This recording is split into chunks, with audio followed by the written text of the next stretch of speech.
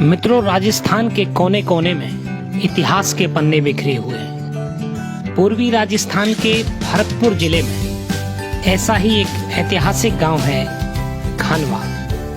आइए देखें खानवा।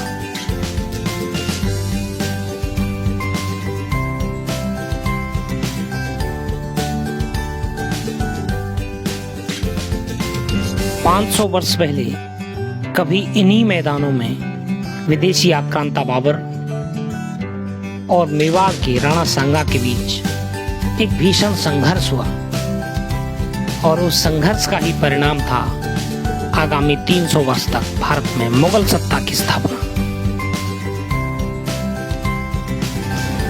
80 घावों के शरीर का इतिहास पृष्ठ में खोलता हूँ। स्वतंत्रता का समर साक्ष्य मैं खानवा गांव बोलता हूँ। मैं हूँ इस समय राजस्थान के भरतपुर जिले में स्थित ऐतिहासिक गांव खानवा में। खानवा भारत के इतिहास का एक महत्वपूर्ण हस्ताक्षर है। और ये हस्ताक्षर क्यों है, क्यों इसकी इतनी महत्वपूर्ण अहम पड़ाव है भारत के इतिहास में, इसको समझेंगे पूरी कहानी को। लेकिन उससे पहले हम समझ लेते हैं यहाँ का भूगोल। ये मैं जो खड़ा हूँ ये गंभीर नदी है और गंभीर नदी का ये तट है जहाँ पर ये छोटा सा गांव खानवा है। ये आप जो मैदान देख रहे हैं पीछे, यही वो मैदान है खानवा का जहाँ पर कभी भारत की सत्ता के लिए एक बड़ा संघर्ष हुआ। खानवा उत्तर प्रदेश से लगता हुआ भरतपुर जिले का इलाका है। यहाँ से फतेहपुर सीकरी मात्र 16 किलोमीटर है और आगरा लगभग 35 किलोमीटर। आइए देखते हैं कैसा दिखता है आज का खानवा। गांव में घुसते ही हमें ये प्रवेश द्वार दिखाई दिया और ये वो रास्ता है जो सीधा राणा सांगा स्मारक की ओर जाता है। गांव में से निकलते हुए हम आगे बढ़ चले और पूरे गांव को निकलने के बाद एक ऊंची पहाड़ी पर हमें राणा सांगा की एक विशाल प्रतिमा दिखाई दी जो नीले आसमान में एक चमकते हुए सितारे की भांति दिखाई दे रही है।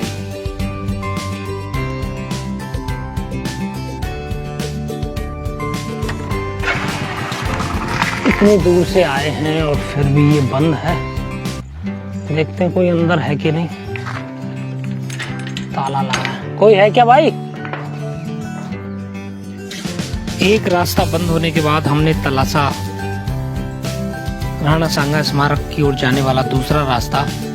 गांव के भीतर से होकर छोटी गलियों में से निकल के ये रास्ता जाता है जहां केवल दोपहिया वाहन ही आसानी से जा सकते हैं।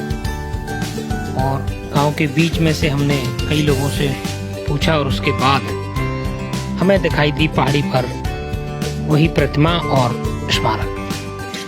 ये दूसरी ओर से इसका मुख्य रास्ता है।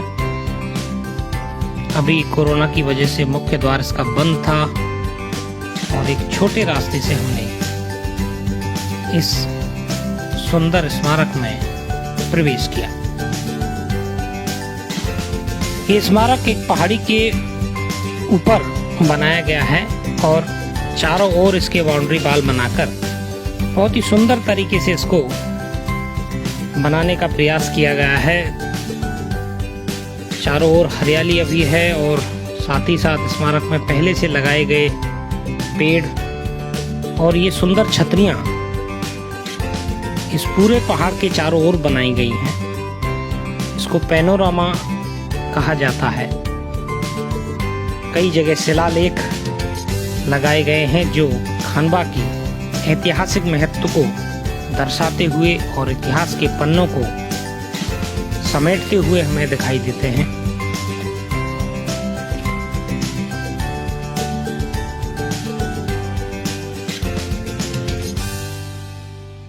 अभी मैं दूसरे रास्ते को तलाशता हुआ स्मारक के लिए जो दूसरा रास्ता है उसके जरिए मैं यहाँ आया हूँ। गांव में होकर ये रास्ता आता है। गर्मी बहुत है, पसीने पसीने हो रहे हैं, लेकिन आइए देखते हैं कैसा है।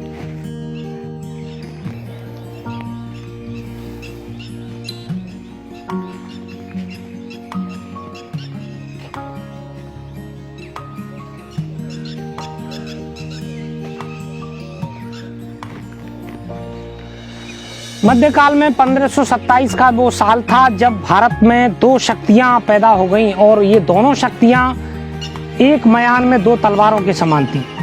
दिल्ली पर उस समय कब्जा था बाबर का और मेवाड़ में महाराणा सांगा एक प्रबल शक्ति के रूप में उभर चुके थे। लेकिन यहाँ बाबर अपनी किताब तुझके बाबरी में ये लिखता है कि मुझको यानी बाबर को भारत पर आक्रमण करने के लिए स्वयं राणा सांगा ने आमंत्रित किया। लेकिन ये बात इसलिए सिद्ध नहीं होती है क्योंकि दिल्ली पर अधिकार करने के लिए या दिल्ली के शासक इब्राहिम लोदी को पराजित करने के लिए राणा सांगा को किसी बाहरी शक्ति की आवश्यकता नहीं थी, क्योंकि इब्राहिम लोदी को राणा सांगा 2 बार पराजित कर चुके थे। एक बार खतौली के युद्ध में और दूसरा